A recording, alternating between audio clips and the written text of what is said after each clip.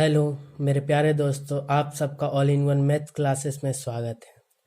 आज मैं एनटीपीसी 27 मार्च को पूछे गए कुछ प्रश्नों को अच्छे कंसेप्ट के साथ सॉल्व करूंगा।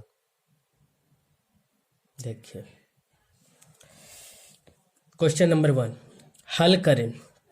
यदि x minus 1/x equal to 3 हो तो एक्स क्यू माइनस 1/x³ का मान ज्ञात करें। तो ध्यान दीजिए कि इस क्वेश्चन को सबसे पहले दिया हुआ जो डाटा है उसको लिख लीजिए। क्या दिया है? x minus 1/x equal to 3। हम क्या किए, ये पूरा डाटा को क्या मान लिए? a मान लिए। ठीक है, हमको निकालना क्या है? तो x³ माइनस 1/x³ का मान निकालना है।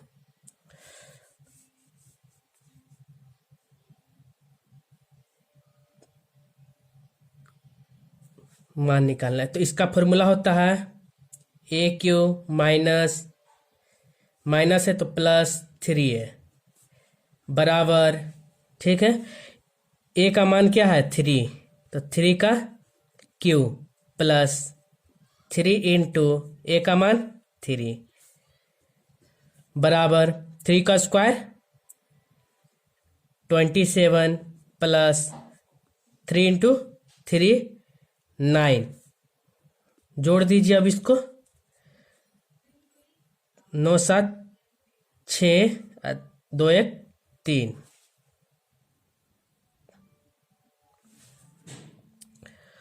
9 और 7 16, 16 में से 6 1 हासिल 2 1 3। इसका आंसर कितना आया? 36। Option number B. ठीक है, देख लीजिए।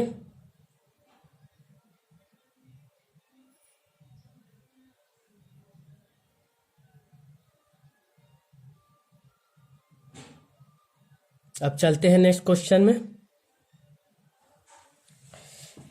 देखिए, हल करें। 55 प्लस बड़ा ब्रैकेट 29 माइनस ब्रैकेट 25 माइनस छोटा ब्रैकेट 6 माइनस 24 डिवाइड 6 इंटू 8। इसको क्या करना है? सॉल्व करना है। तो ध्यान दीजिए, सब बोर्ड मास का रूल। ठीक है, BODMAS bracket of divide multiply addition subtraction. ठीक है, तो सबसे पहले मेरा क्या आएगा? डिवाइड आएगा, उसके बाद मल्टीप्लाई आएगा, उसके बाद एडिशन आएगा, उसके बाद सब्ट्रैक्शन आएगा। ठीक है, तो हम सबसे पहले डिवाइड वाला टर्म को सॉल्व करते हैं। तो ध्यान दीजिए, जब हम इसको सॉल्व करेंगे, पहले क्वेश्चन जो है उसको उतार लीजिए एक बार।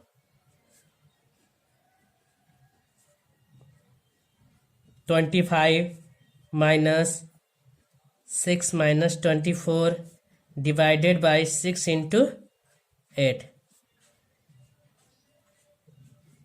ठीक है, पहले इसको सॉल्व कीजिए तो कितना होगा? 8 चौके 32। ठीक है,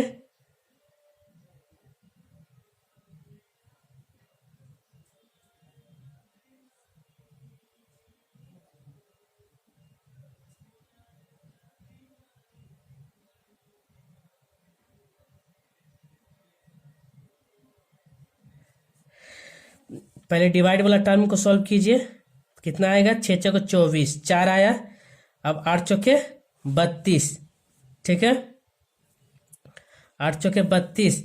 उसके बाद 6 माइनस 32, 6 माइनस 32। ठीक है, 6 माइनस 32, इसको सॉल्व कीजिए तो इधर आ जाएगा -26।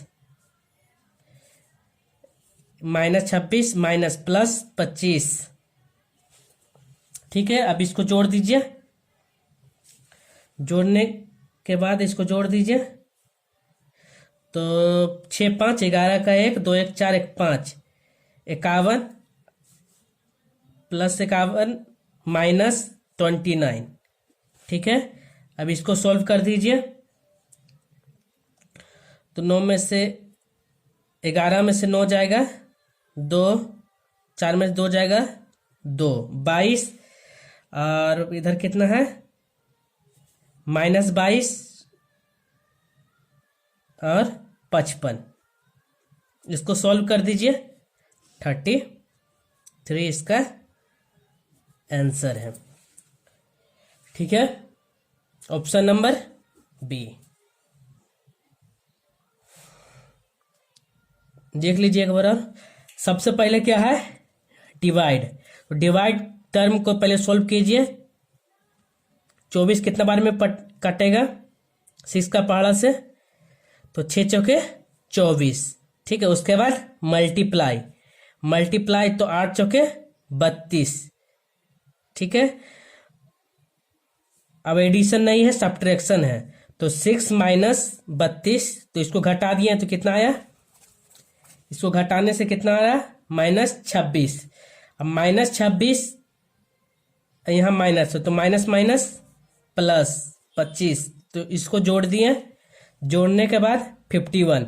अब यहाँ 29 है, -29 माइनस 51 कर दिए तो -22। अब -22 को किससे घटाएंगे 55 से घटाएंगे तो 33। Option number B. ठीक है, अब देखिए क्वेश्चन नंबर 3। एक कार के मूल्य में प्रतिवर्ष 12% की दर से अवमूल्यन होता है। इसका वर्तमान मूल्य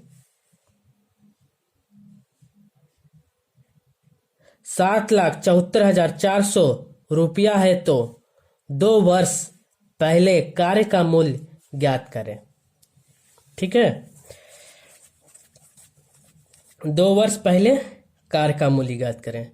तो सबसे पहले दिया हुआ डाटा को लिख लीजिए। आर कितना दिया हुआ है 12%। ठीक है, और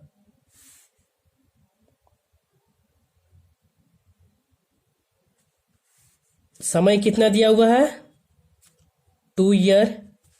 ठीक है, एक कार के मूल्य में प्रतिवर्ष 12% की दर से अवमूल्यन होता है, मतलब हानि होता है, अवमूल्यन होता है। इसका वर्तमान मूल्य मतलब वर्तमान मूल्य अमाउंट कितना दिया हुआ है 7,74,400 रुपया।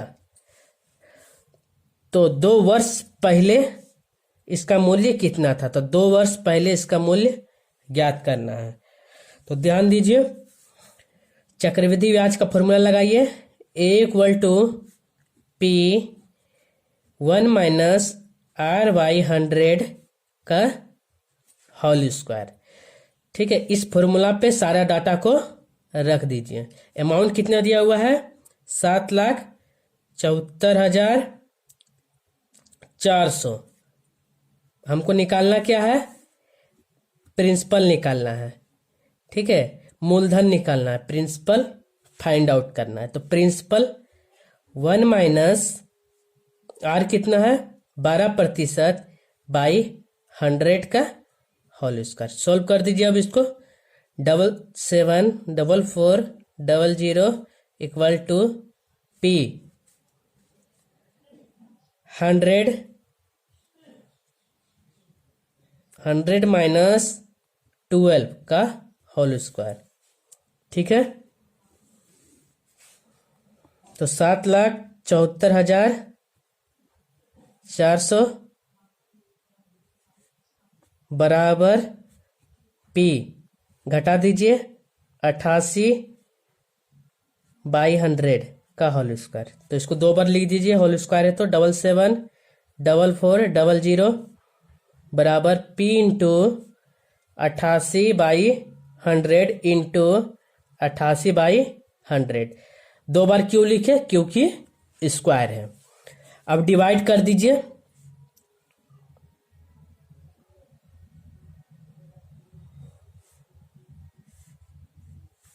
इसको काटिए 11 से, 11 8 88। अब इसको भी 11 से काटिए, 11 7 77, उसके बाद 0, 11 चौक 44 पे 00। ठीक है, अब काटिए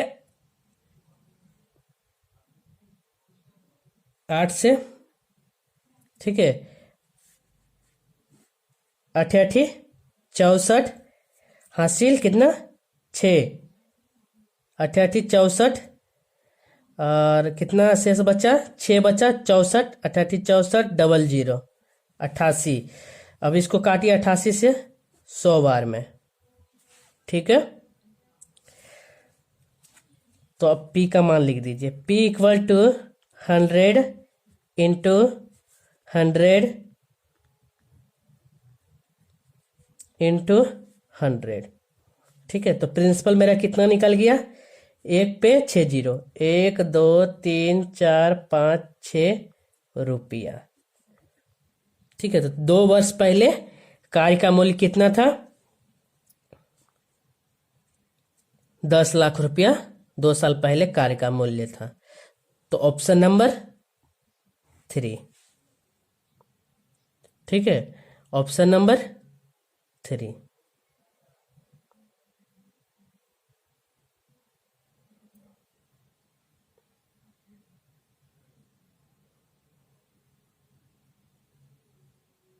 देख लीजिए एक बार। एक कार के मूल्य में प्रतिवर्ष 12% की दर से अवमूल्यन होता है। अवमूल्यन मतलब हानि होता है। एक कार के मूल्य में प्रतिवर्ष 12% की दर से अवमूल्यन होता है, हानि होता है। इसका वर्तमान मूल्य अभी कितना है? 7,74,400 रुपया है। तो 2 वर्ष पहले इस कार का मूल्य कितना था? ठीक है, वो ज्ञात करने बोला। तो देखिए, जो पहले हमारा प्रश्न में गिवन डाटा है उसको लिख दीजिए।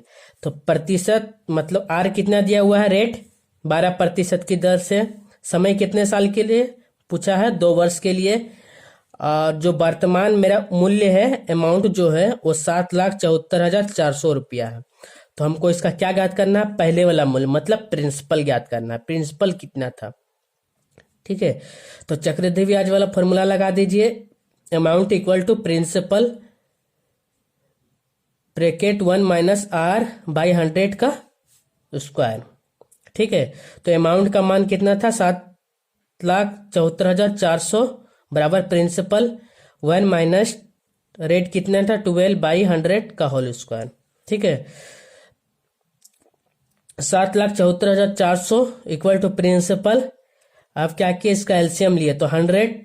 तो अब इससे नीचे 1 है तो इससे क्या किए? डिवाइड किए। तो 100 में 1 से डिवाइड किए तो 100, ऊपर जाके गुना कर दिए तो 100।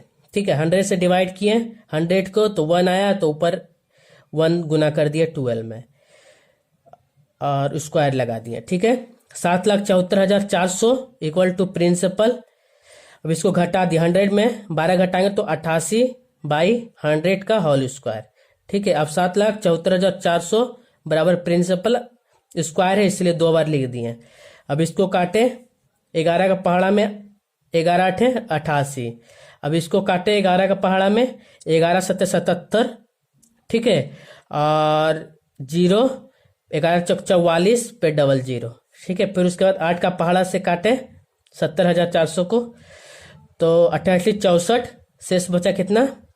6, फिर 6 64 हो गया इधर भी, तो 88 64 पे 0, तो 88 100 आया। फिर 88 से काट दिया कितने बार में? 100 बार में। तो अब मेरा प्रिंसिपल कितना निकल गया? मूलधन। तो मूलधन निकाल गया 100 इंटू 100 इंटू 100। अब ये तीनों को आपस में मल्टीप्लाई कर दिए तो 1 पे कितना 0 है? 1 2 3 4 5 6 0 है, लगा दिए। यही मेरा आंसर कहलाएगा, ऑप्शन नंबर 3। ठीक है, चलते हैं नेक्स्ट क्वेश्चन में।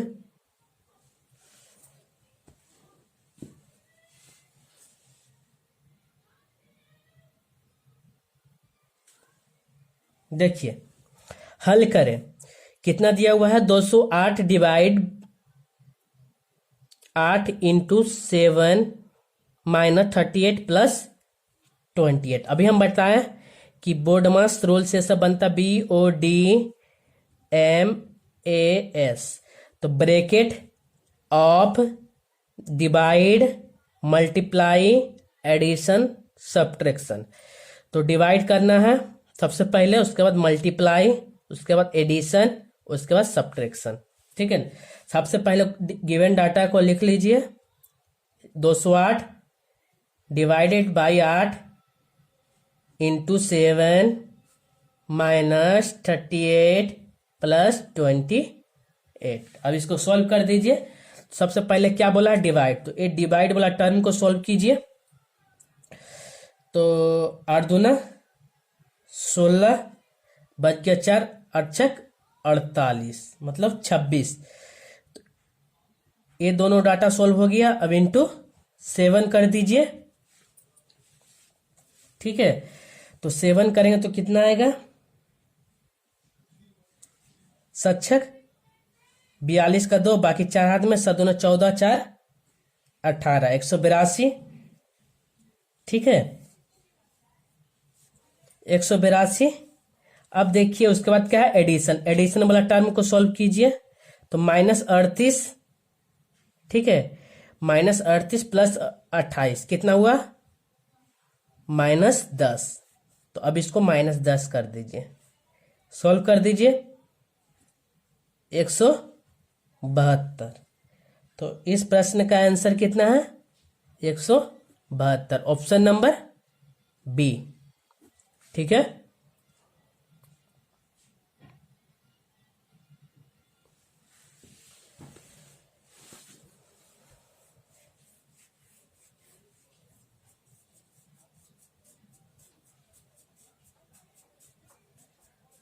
ठीक है, चलते हैं अब नेक्स्ट क्वेश्चन में, ध्यान दीजिए।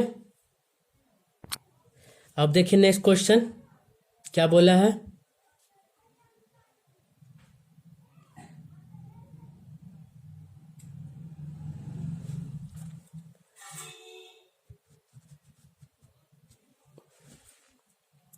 देखिए, एक आदमी एक कार्य को 7 दिन में पूरा कर सकता है, लेकिन अपने पुत्र की मदद से वह इस कार्य को 4 दिन में पूरा कर सकता है, तो उसका पुत्र अकेले उस कार्य को कितने दिन में समाप्त करेगा।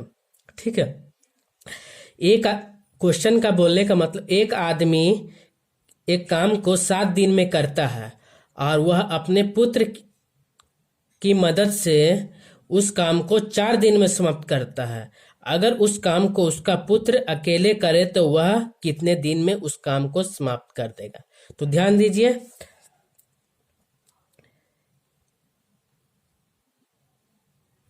एक फादर, ठीक है, किसी काम को कितने दिन में समाप्त करता है, 7 दिन में। ठीक है, 7 दिन में समाप्त करता है, लेकिन अपने पुत्र की मदद से, मतलब फादर प्लस सन दोनों जब मिल जाता है तो उस काम को कितने दिन में समाप्त करता है, 4 दिन में समाप्त करता है। ठीक है, तो पुत्र अकेले उस काम को कितने दिन में समाप्त करेगा। तो इसका एलसीएम निकाल दीजिए, सचो के 28 4 7।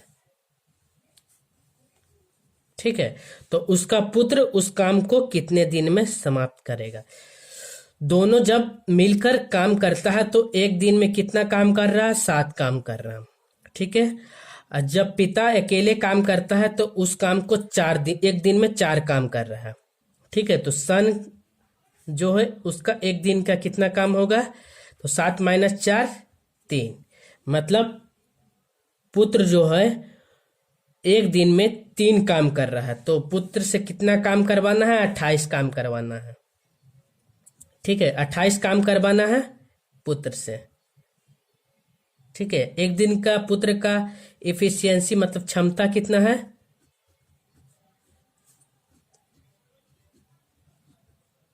एक दिन का क्षमता कितना है 3, तो इसको डिवाइड कर दीजिए। तो 3×27, ठीक है, और एक 28/3 दिन में पुत्र उस काम को पूरी तरह से समाप्त कर देगा। ठीक है, ऑप्शन नंबर सी। ठीक है, ऑप्शन नंबर सी।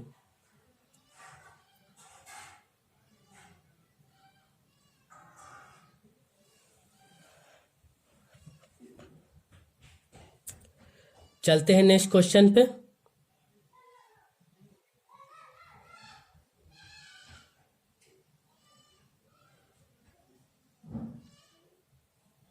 इस क्वेश्चन को एक बार और देख लीजिए। इस क्वेश्चन में बोल रहा है एक आदमी एक कार्य को 7 दिन में पूरा कर सकता है, लेकिन अपने पुत्र की मदद, मतलब अपने पुत्र की सहायता से वह इस काम को 4 दिन में पूरा कर सकता है। तो जब पुत्र अकेले उस काम को करेगा तो उस कार्य को कितने दिन में समाप्त करेगा।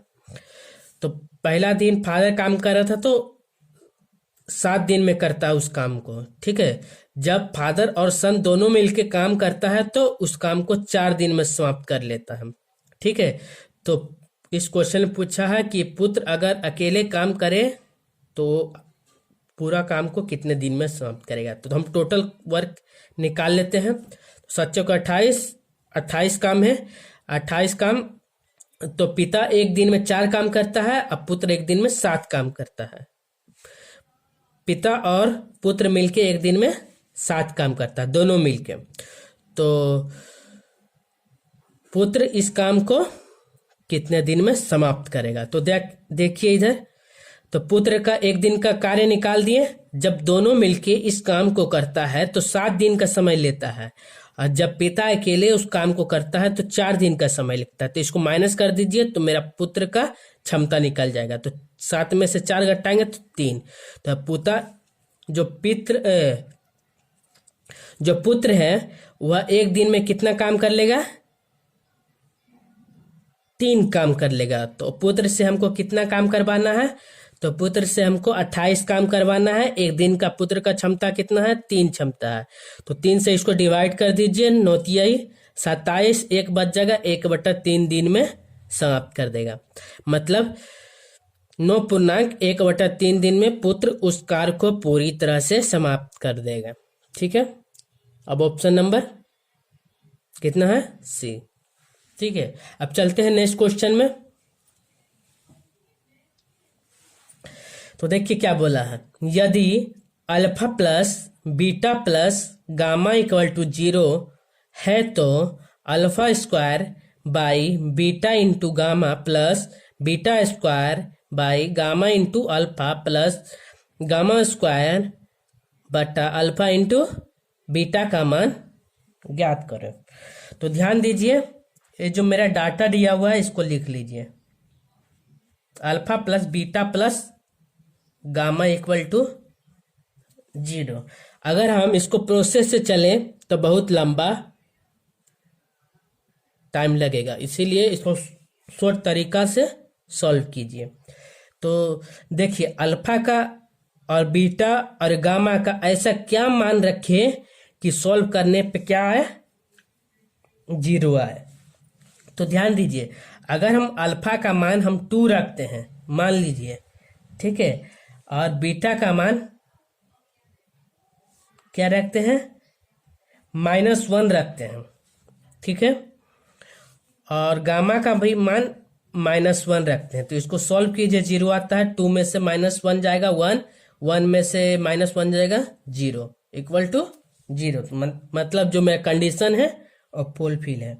ठीक है, तो ये मेरा कंडीशन आया।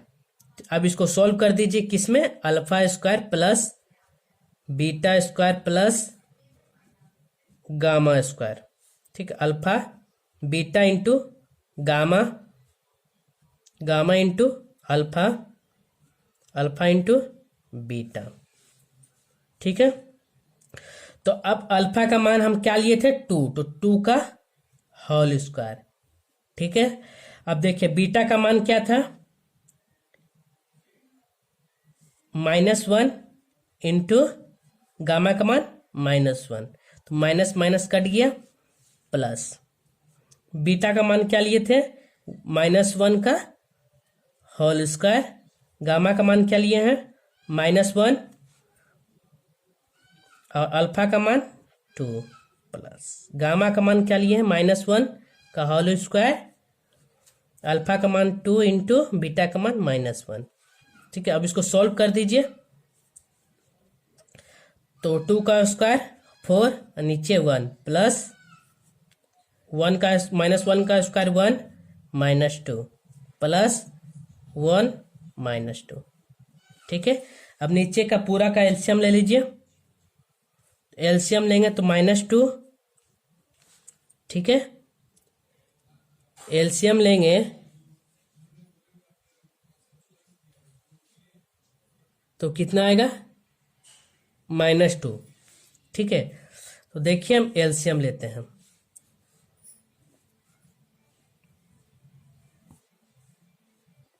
अगर हम एलसीएम लिए पूरा का तो -2 एलसीएम आया। अब -2 को 1 से डिवाइड कीजिए तो -2 आ गया, और ऊपर गुना कर दीजिए तो -8। अब इसको -2 को -2 से डिवाइड कीजिए तो 1, तो ऊपर कितना आया, 1। ठीक है, अब -2 को इससे डिवाइड कीजिए तो 1, तो ऊपर कितना आया, +1। अब इसको सॉल्व कर दीजिए तो 8 -8 +2 बटा -2, तो कितना आया, -8 में से 2 गया तो -6 बट्टा -2, माइनस माइनस कर देगा, 2 तिहाई 6। इसका आंसर कितना आया, 3। ठीक है, ऑप्शन नंबर डी। ठीक है, ऑप्शन नंबर डी।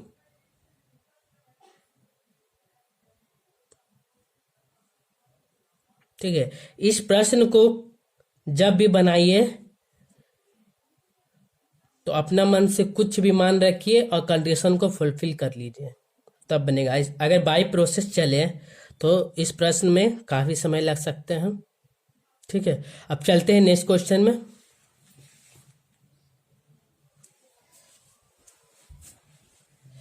ध्यान दीजिए, वह छोटी से छोटी संख्या ज्ञात करे जिसे 18, 30 और 40 तथा 45 से विभाजित करने पर प्रत्येक मामले में शेष कितना आना चाहिए, 7 आना चाहिए। तो क्या कीजिए, सारा डाटा का एलसीएम निकाल लीजिए। 18, 30, 40 और 45 डिवाइड कर दीजिए। 2 9 18, 15 दूना 30, 20 दूना 40, 45। ठीक है, 5 से कर दीजिए, 9 पंतियाई 15, 5 को 20, 5 45। ठीक है, अब 3 से कीजिए, 3 तिहाई 9, 3 एकम 3, 4, 3 तिहाई 9। ठीक है, एक बार और 3 से कीजिए, 3 एकम 3, 1, 3 एकम 3, 4। अब मल्टीप्लाई कर दीजिए, 2 इंटू 5 इंटू 3 इंटू 3 इंटू 4। तो अब इसको आपस में मल्टीप्लाई कर दीजिए। 4 तिहाई 12, 36, 36 पचे 180, 180 दूना 360। ठीक है, 180 दूना 360, और प्रत्येक मामले में शेष कितना बचना चाहिए, शेष 7 प्लस 7 कर दीजिए। तो इसका आंसर कितना है, 367 आंसर। ठीक है, तो इसका आंसर कितना आया, 360 plus 7 equal to 367, option number A. ठीक है,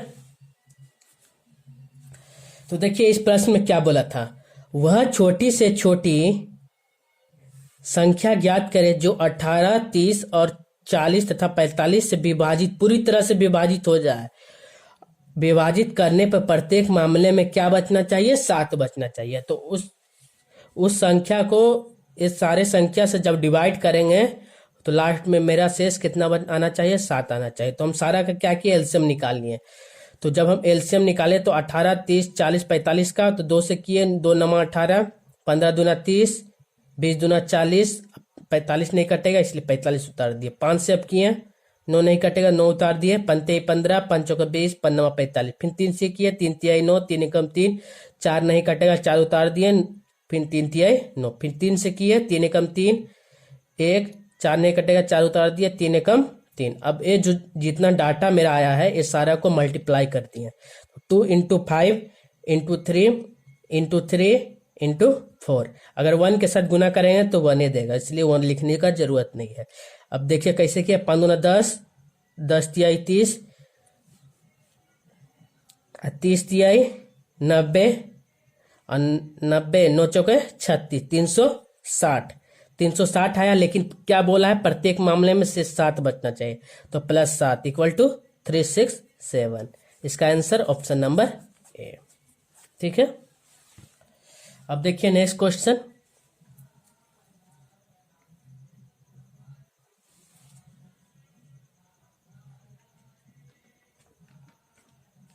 देखिए अब क्या बोला है, एक त्रिभुज की भुजाओं का अनुपात 2/5, 1/3, 3/5 है और इसका परिमाप 110 सेंटीमीटर है। तो सबसे छोटी भुजा की लंबाई ज्ञात करें। तो सबसे छोटी भुजा की लंबाई ज्ञात करें। तो सबसे पहले भुजा दिया है मेरा अनुपात में, उसको सॉल्व कर लीजिए। 2/5 अनुपात 1/3 अनुपात 3/5। तो सारा का एलसीएम कितना होगा, 5 15 होगा। तो इधर आ जाएगा 6, 5, ठीक है, 5 तिहाई 15, 3 तिहाई 9। ठीक है, अब मेरे पास भुजा क्या क्या आया, भुजा आया 6, दूसरा भुजा 5, तीसरा भुजा परिमाप बोला है। तो त्रिभुज का परिमाप कितना होता है, ए। त्रिभुज का परिमाप 3m। ठीक है, तो अब क्या कीजिए, सारा को जोड़ दीजिए। तो 6x plus 5x plus 9x, ये त्रिभुज का परिमाप हुआ भुजा। इसका मान कितना दिया हुआ, 110। अब सारा को गुना कर दीजिए, जोड़ दीजिए। 6 5 11, 11 9 20x बराबर 110। तो 2 0 2 0 कट जाएगा, 0 0 कट जाएगा इधर। ठीक है, तो x का मान कितना आया, 11/2। ठीक है, तो अब मेरा देखिए इसमें से छोटी भुजा कौन है, छोटा भुजा मेरा कितना है, 5। तो 5x माने थे छोटी भुजा को, अब इसको x का मान रख दीजिए। तो 11/2। ठीक है, तो इधर सॉल्व कीजिए इसको। 11 5 55/2। ठीक है, अब इसको डिवाइड कर दीजिए। तो 2 दूना 4, 1 बच जाएगा, 2 7 14, 1 बच जाएगा, 2 5 10। तो इसका आंसर 27.5 सेंटीमीटर आंसर। तो ऑप्शन नंबर डी। ठीक है,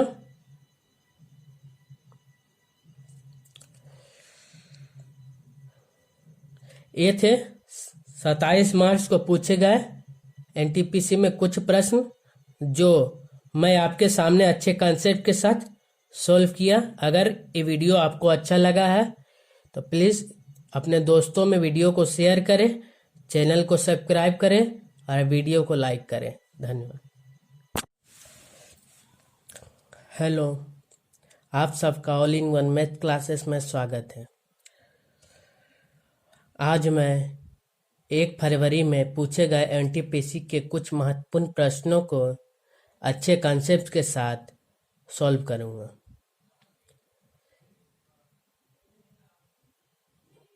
देखिए, पहला प्रश्न,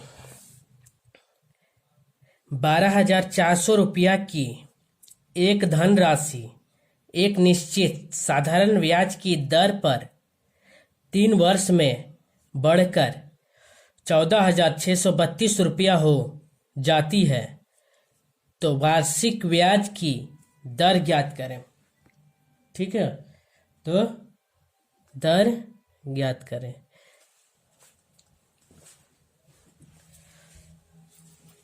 तो ध्यान दीजिए, तो पहला राशि कितना था? 12,400। ये बढ़कर कितना हो जाती है? 14,632 हो जाती है। किस एक निश्चित साधारण ब्याज की दर से। तो हम एसआई निकाल लेते हैं। एसआई कैसे निकलेगा? 14,632 माइनस 12,400। इसको डिवाइड माइनस कर दीजिए, घटा दीजिए।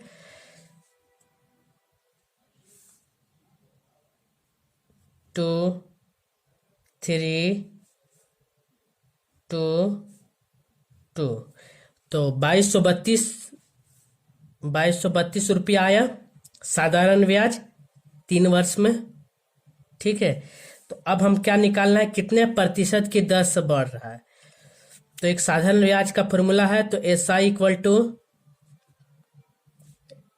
P into R into T by 100। ये साधारण ब्याज का फॉर्मूला है। ठीक है, तो हमको निकालना क्या है? तो rate equal to 100 into SI बटा P इंटू टी। तो रेट का फॉर्मूला ये होता है। ठीक है, अब रेट का फॉर्मूला पे मान सबको बैठा दीजिए। तो बराबर 100 इंटू साधारण ब्याज कितना है? साधारण ब्याज कितना है? तो 2232 है। ठीक है, 2,232। मूलधन कितना है? 12,400। और समय कितना है?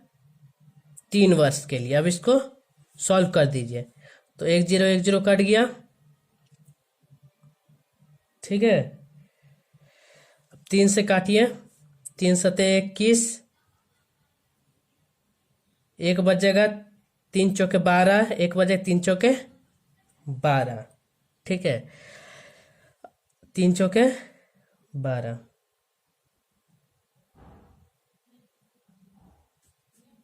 100 10 कट गया। अब 124 से 744 को काटिए। कितने बार में? 6 बार में।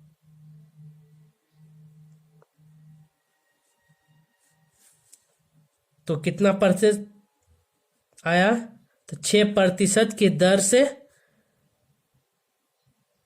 वार्षिक दर कितना है? रेट कितना निकला? 6%। इसका आंसर आया। ठीक है, ऑप्शन नंबर सी।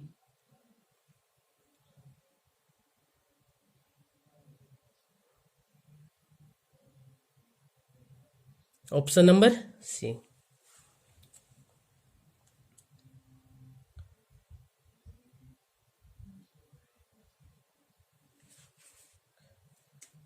अब देखिए नेक्स्ट क्वेश्चन, 1/3, 4/3 और 3/4 का योग ज्ञात करें। ठीक है, तो जो मेरा डाटा दिया हुआ उसको लिख दीजिए। 3 प्लस योग बोला है इसलिए प्लस 4/3 प्लस 3/4। अब एलसीएम इसका निकाल लीजिए। 4×3 = 12, पर 4 प्लस 16 प्लस 9 ठीक है, अब आपस में जोड़ दीजिए।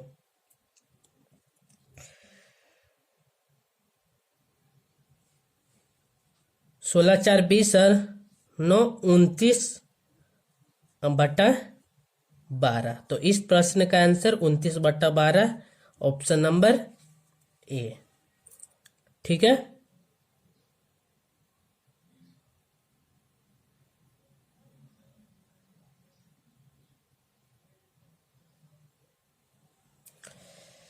अब चलते हैं नेक्स्ट क्वेश्चन में, ध्यान दीजिएगा।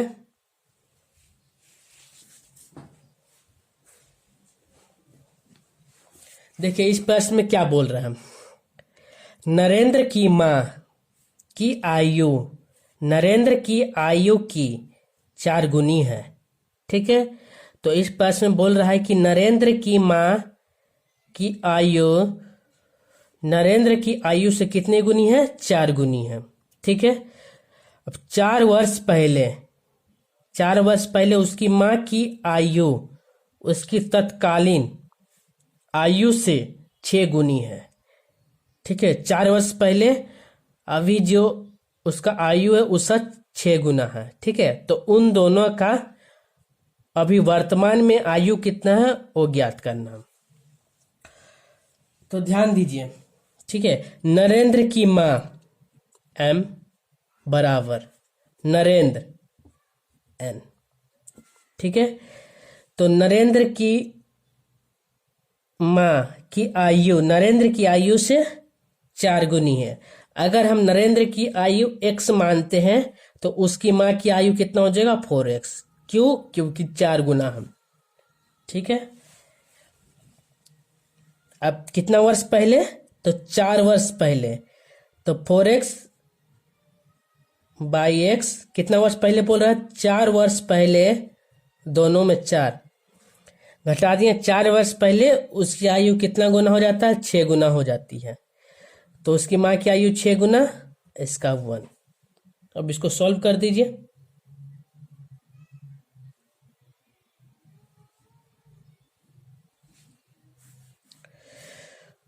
तो 4x माइनस 4 बराबर 6x माइनस 4।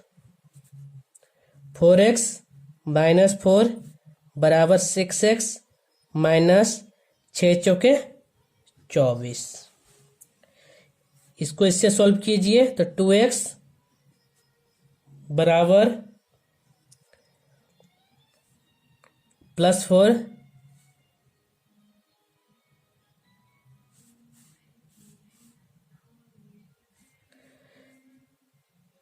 तो 4x इधर जाएगा तो माइनस 4x तो 2x। ठीक है, अब माइनस 4 है तो प्लस माइनस 24 जाएगा तो प्लस 24, तो इधर हो जाएगा 20 प्लस 20। ठीक, अब इसको सॉल्व कर दीजिए तो 10, तो x बराबर 10। ठीक है, तो अब माता की आयु कितना माने थे? तो 4x, तो x का मान रख दीजिए 4 इंटू 10, तो माता की आयु कितना हो गया? 40 वर्ष, ये वर्तमान आयु। ठीक है, और पुत्र की आयु कितना हो गया? नरेंद्र की, तो x माने थे इसलिए नरेंद्र की आयु 10 वर्ष। ठीक है, नरेंद्र की आयु 10 वर्ष, ऑप्शन नंबर बी।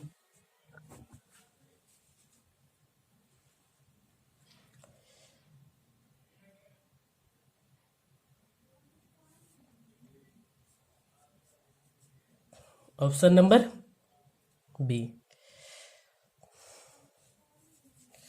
अब देखिए नेक्स्ट प्रश्न।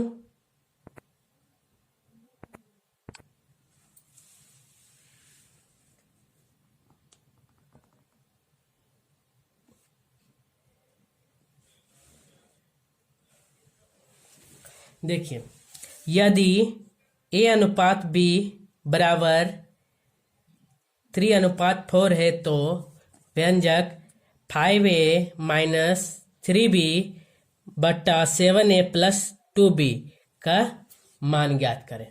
तो देखिए सबसे पहले ए का मान कितना दिया हुआ है 3 और बी का मान 4। ठीक है, ए का मान 3 और बी का मान 4।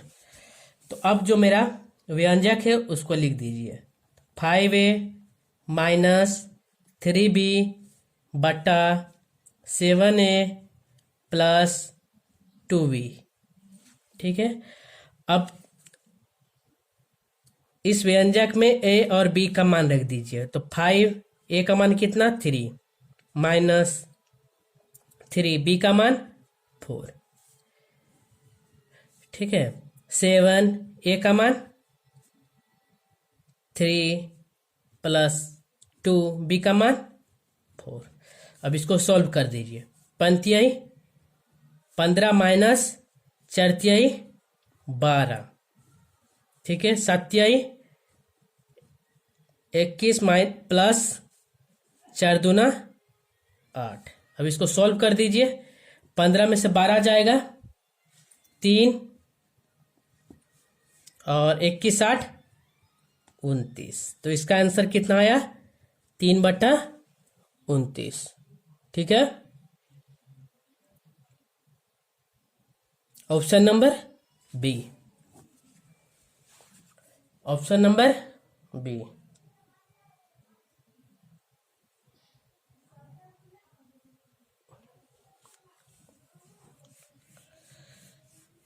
अब देखिए नेक्स्ट प्रश्न।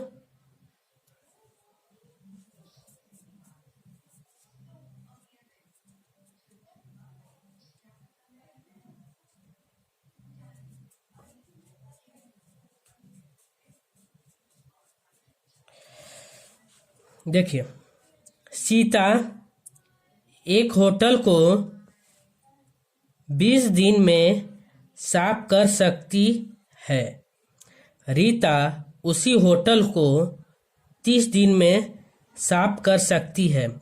तो दोनों मिलकर होटल को कितने दिनों में साफ करेगी। ठीक है, तो इस प्रश्न का मतलब हुआ कि जो सीता है वह एक होटल को 20 दिन में साफ कर सकती है और रीता जो है उस होटल को 30 दिन में साफ कर सकती है। तो जब दोनों मिलकर उस काम को या उस होटल को साफ करेगी तो कितने दिन का समय लगेगा। तो ध्यान दीजिए, इधर सीता किसी काम को कितना दिन में कर रही है 20 दिन में और रीता उस काम को 30 दिन में। ठीक है, तो टोटल कितना हो गया 60 वर्क। ठीक है, टोटल कितना हो गया 60 वर्क। तो 3 वर्क एक दिन में सीता काम कर सकती है और रीता एक दिन में कितना काम कर सकती है 2 काम कर सकती है। ठीक है, तो जब ये दोनों मिलकर इस काम को करेगी तो कितने दिन में काम समाप्त होगा। ठीक है, तो सीता प्लस रीता बराबर दोनों का एफिशिएंसी कितना हो गया 5। ठीक है, तो अब ये दोनों से काम को करवाना है। तो सीता प्लस रीता से कितना काम करवाना है टोटल 60 काम करवाना है। दोनों मिलकर एक दिन में कितना काम करती है 5 काम करती है।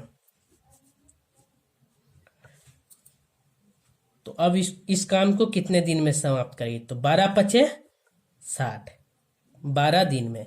तो मतलब दोनों मिलकर होटल को 12 दिन में पूरी तरह से साफ कर देगी। ठीक है, देख लीजिए।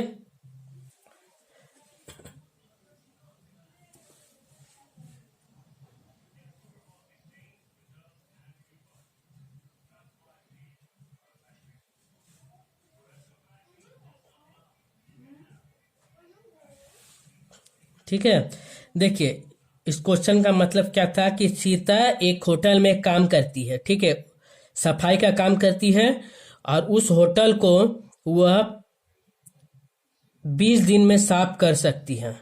ठीक है। और जब रीता को उसी होटल में लाया जाता है तो उस होटल को रीता कितने दिन में साफ कर सकती है? 30 दिन में साफ करती है। ठीक है। और जब वो दोनों को साथ मिलकर काम करने के लिए बोला जाता है तो उस काम को वह कितने दिन में समाप्त करेगी, यही पूछा है। ठीक है। तो सीता उस होटल को 20 दिन में साफ करती है और रीता उस होटल को 30 दिन।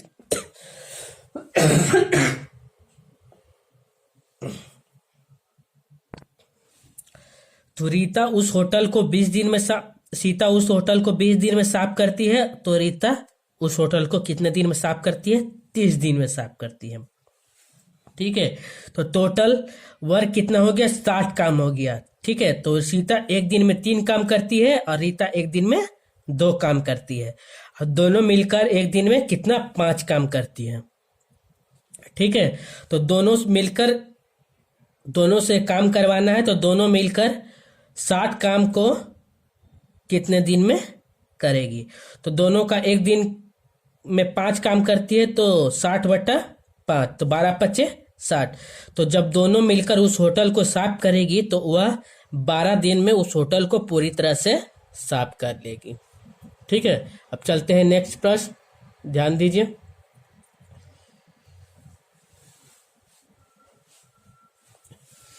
देखिए क्या बोला हम, व्यंजक का मान ज्ञात करें। ठीक है।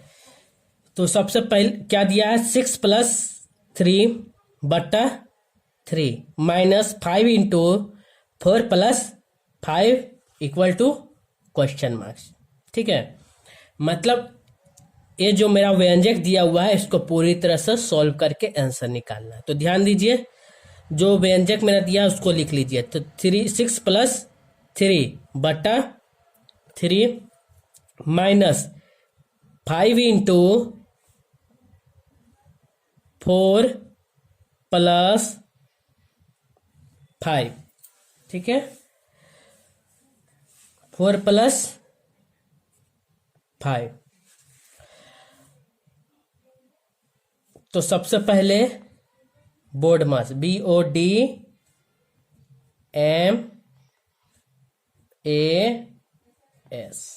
ठीक है।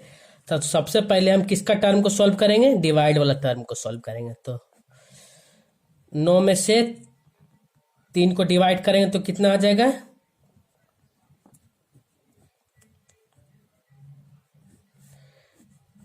3 आ जाएगा। तो 3 - 5 × 5 × 4 = 9। ठीक है। 5 × 4 कितना हो गया? 9। अब उसके बाद क्या है? मल्टीप्लाई। अब इसको मल्टीप्लाई कर दीजिए। तो 3 - 5 × 45। ठीक है। अब एडिशन नहीं है तो अब सब्ट्रैक्शन, इसको घटा दीजिए। 45 में से 3 जाएगा तो कितना आंसर आएगा? 42। बड़ा चिन्ह किसका है? माइनस का, इसीलिए इसका आंसर -42, ऑप्शन नंबर डी। ठीक है। Option number D.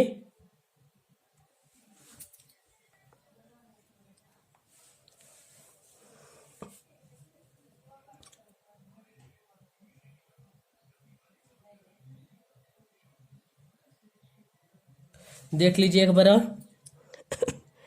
व्यंजक का मान ज्ञात करें। तो व्यंजक क्या दिया है? 6 + 3/3 -5 × 4 + 5। ठीक है। तो जो मेरा व्यंजक दिया है उसको लिख लीजिए एक बार। तो 6 + 3/3 -5 × 4 + 5। तो इस प्रश्न को हम किस रूल से सॉल्व करते हैं? तो बोडमास रूल से। BODMAS। बी मतलब ब्रैकेट, ओ मतलब ऑफ, डी मतलब डिवाइड, एम मतलब मल्टीप्लाई, एम मतलब एडिशन, एस मतलब सब्ट्रैक्शन। तो सबसे पहले क्या आता है? डिवाइड आता है। ठीक है। उसके बाद मल्टीप्लाई, उसके बाद एडिशन, उसके बाद सब्ट्रैक्शन। तो सबसे पहले जहां भी डिवाइड वाला टर्म है उसको सॉल्व कीजिए। तो देखिए यहाँ वाला डिवाइड टर्म था, इसको सॉल्व कर दिए। 6 3 9, 9 में से 3 जाएगा 3, 9 को 3 से काट दिए, कितना आ गया 3। ठीक है, 3 तिहाई 9 माइनस 5 इंटू, अब इसको सॉल्व कर दिए, 5 4 9। ठीक है, तो यहाँ 9 लिख दिए, 3 माइनस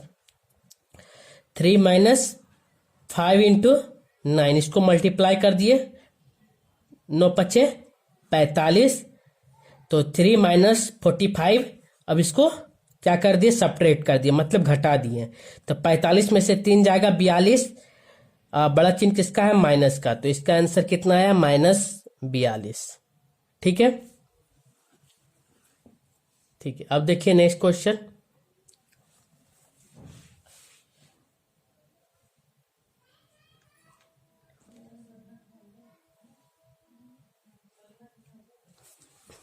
देखिए क्या बोला है, 12 into 15 comma 15 into 21 comma 21 into 12 का हमको क्या ज्ञात करना है, मासा ज्ञात करना है।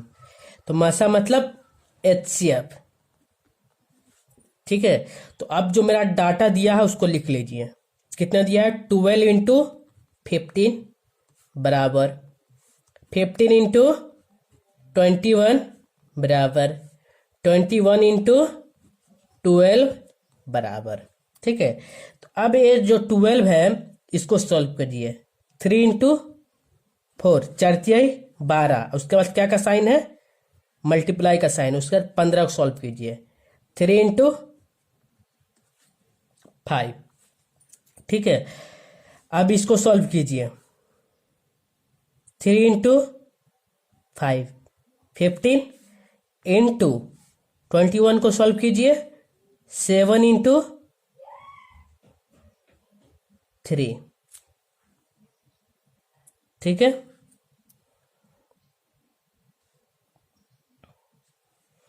अब इसको सॉल्व कीजिए, 3 इंटू 7 7 21 इंटू 12 को सॉल्व करिए, 3 इंटू 4। ठीक है, तो HCF जब भी हम निकालते हैं HCF, तो हम क्या ढूंढते हैं, common factor. Common factor, common factor मतलब इसमें से जो दिया हुआ डाटा है इसमें से कॉमन कौन है। ठीक है, तो देखिए यहाँ तीनों डाटा है, तीनों में कॉमन कौन सा है, तो यहाँ देखिए तीनों में कॉमन मेरा आ रहा 3, उसको सर्कल कर दीजिए। ठीक है, उसके बाद देखिए 4 तीनों में नहीं है, 2 ठोम 4 है।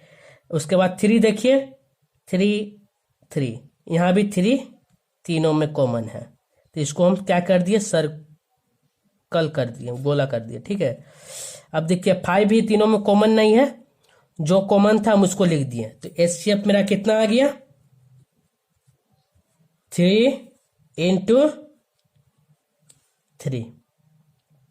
ठीक है, HCF कितना आ गया, 9 आंसर। इसको मल्टीप्लाई कर दिए, ऑप्शन नंबर डी। ठीक है, ऑप्शन नंबर कितना, डी।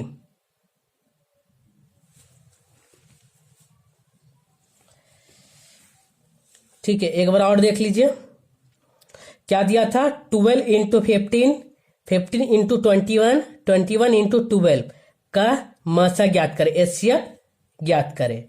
तो 12 इंटू 15 15 इंटू 21 21 इंटू 12, तो 12 को सॉल्व किए 3 इंटू 4, 15 को सॉल्व किए 3 इंटू 5, अब 15 को सॉल्व किए 3 इंटू 5 और 21 को सॉल्व किए 7 इंटू 3।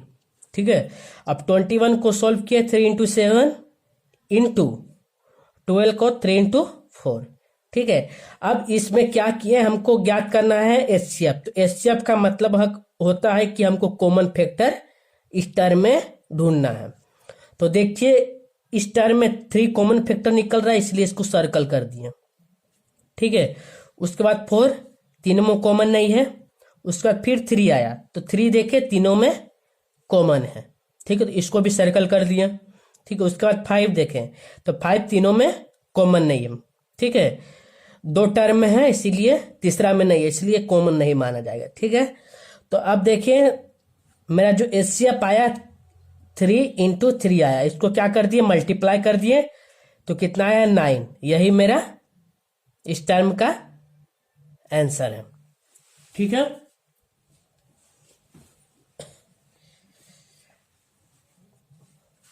ठीक है, ये थे कुछ प्रश्न जो एनटीपीसी 2021 में पूछे गए थे, ठीक है। अगर आपको वीडियो अच्छा लगा है तो प्लीज़ इस वीडियो को लाइक और शेयर करें और इस चैनल को सब्सक्राइब करें ताकि आगे का नोटिफिकेशन जल्द ही आपके पास पहुंच जाए, ठीक है। अब नेक्स्ट क्लास में इसी तरह एनटीपीसी में पूछे गए कुछ महत्वपूर्ण प्रश्नों को आपके सामने सॉल्व करूंगा।